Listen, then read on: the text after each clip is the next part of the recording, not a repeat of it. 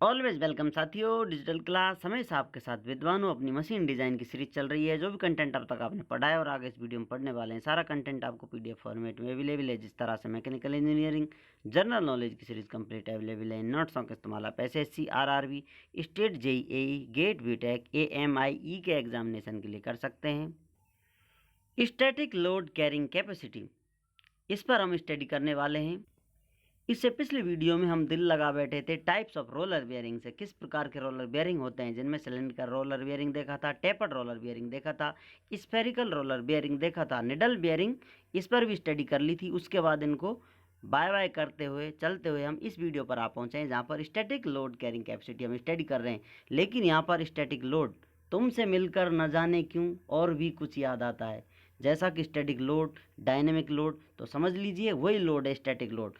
आपने कोई element component लगा रखा है, यहाँ पर आपने बियरिंग पर कोई शाफ्ट पर दोनों तरफ बियरिंग लगा रखे हैं, लोड लगा रखा है। तो स्टैटिक लोड का मतलब ये है कि ये रोटेशन नहीं कर रही है, वर्किंग नहीं कर रही है, शांत खड़ी हुई है, तो भी लोड लग रहा है बियरिंग पर, वही स्टैटिक लोड कह रहा है। आपका सिस्टम का जो लोड एक्चुअली वर्क कर रहा है, क्योंकि शांत रहेगी तो भी वेट तो है, शाफ्ट का अपना वेट है, सिस्टम पर जो आपने लोड लगा रखा है, कुछ कंपोनेंट पार्ट लगे हुए हैं इस पर, उनका वेट भी इस पर लग रहा है। तो स्टैटिक कंडीशन में जो लोड लग रहा है, तो वो कैपेसिटी यहाँ पर हम स्टडी करने वाले हैं, static load carrying capacity of bearings.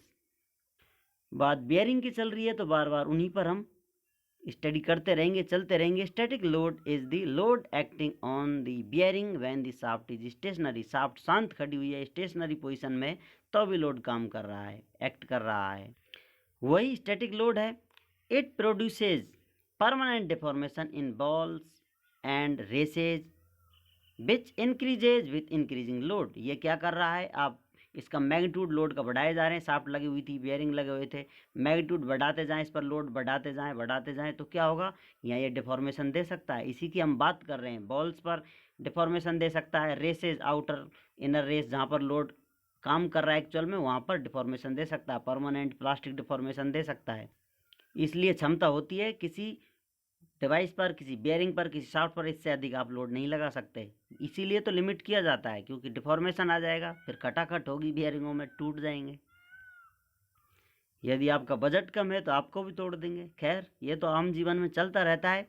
It is defined as the static load which corresponds to a total permanent deformation of balls and races at the most heavily stressed point of contact equal to 0.001 of the wall diameter। ये किस प्रकार से define किया जा रहा है, static load जो क्या कर रहा है, परमानेंट डिफॉर्मेशन दे रहा है। कहाँ दे रहा है, बॉल्स और रेसेस पर।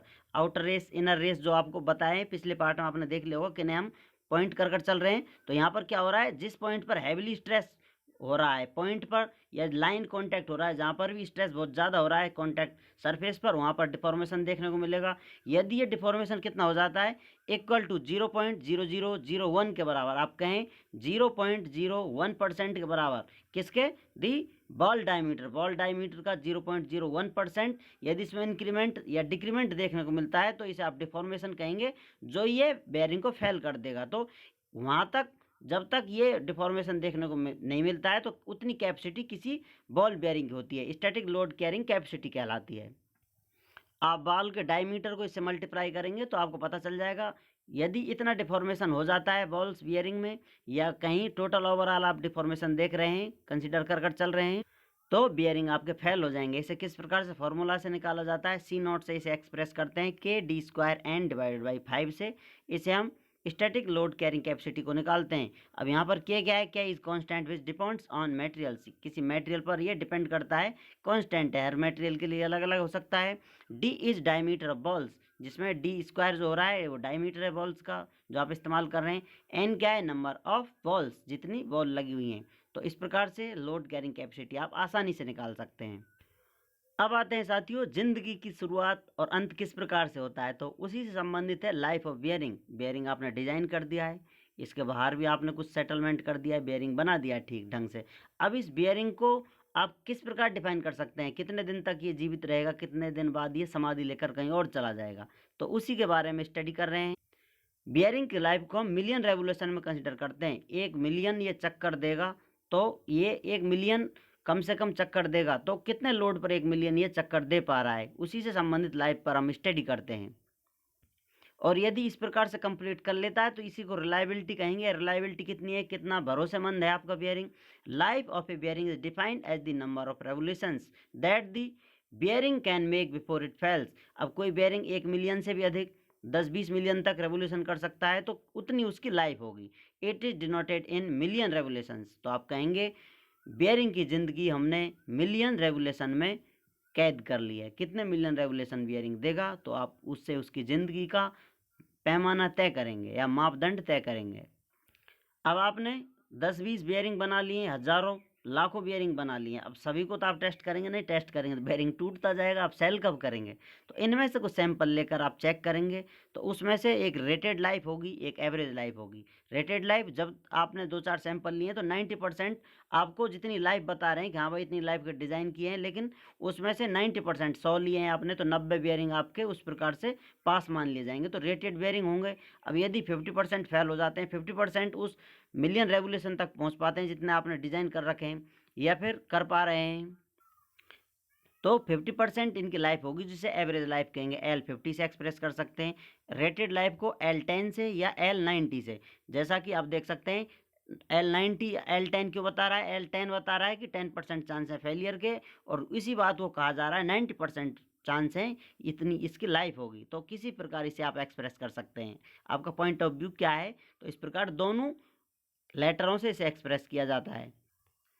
तो यहाँ रेटेड लाइफ है इनकी, number of revolutions that at least 90% of bearings run before failure. 90% जो बियरिंग आपने सेलेक्ट किए हैं, सैंपल सेलेक्ट किए हैं, वो पहुंच जाते हैं तो आप कहेंगे रेटेड लाइफ है, अच्छे चलते हैं। उनका रिजल्ट भी आपको देखने को मिलेगा रेटेड लाइफ की तरह अच्छा मिलेगा।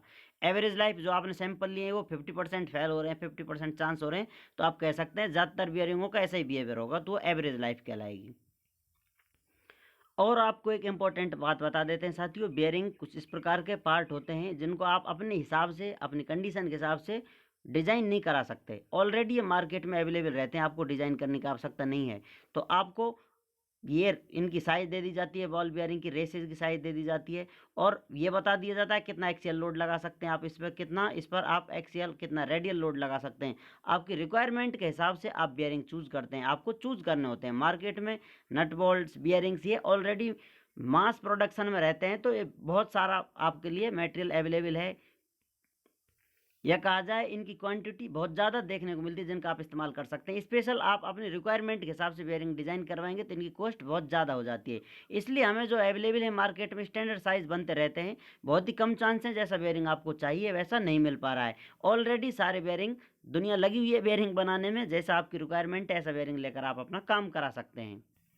आपको यहाँ कर लाकर खींच कर रख कर समझाना, उसका मुख्य उद्देश्य यही है किस प्रकार से बेयरिंग होते हैं, किस प्रकार से काम करते हैं, किस प्रकार से इनकी जो दिनचर्या है चलती रहती है। उम्मीद करते हैं विद्वानों वीडियो में दी गई अब तक की जानकारी आपको अच्छे से समझ में आई होगी। अभी भी आपका कोई कन्फ्यूजन है तो आप हमसे कमेंट कर पूछ सकते हैं। साथ ही आप चाहें तो कॉन्टैक्ट कर सकते हैं, कॉन्टैक्ट लिंक आपको वीडियो डिस्क्रिप्शन मिल जाएगा। वीडियो को अंत तक देखने के लिए, चैनल को सपोर्ट करने के लिए आपका दिल की गहराइयों से बहुत बहुत धन्यवाद। मिलते हैं नेक्स्ट वीडियो में। जय हिंद, वंदे मातरम।